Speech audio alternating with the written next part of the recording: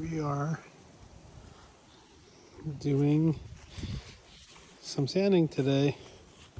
We're going to polish this and sand it. So we're going to start with 400 grit and work up to about 3,000 grit or 5,000 grit.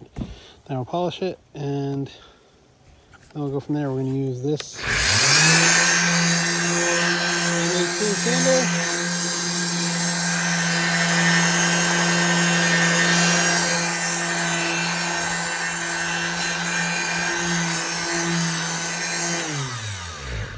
So you see some scratches I did just to get it out here.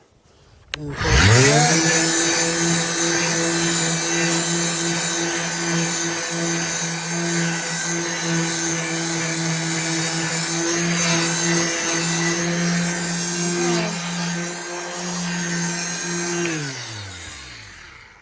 so we'll sand this, then we'll clean it, then we'll go to 6, 8,000, 1,200, whatever I got to get it up to I would say 3,000 or 4,000. I can get this up to grit. It'll be it'll take this plastic look out and it'll look like a rock or stone. So I'll get you to that point when I'm polishing it, then you'll see the end result when I screw it in.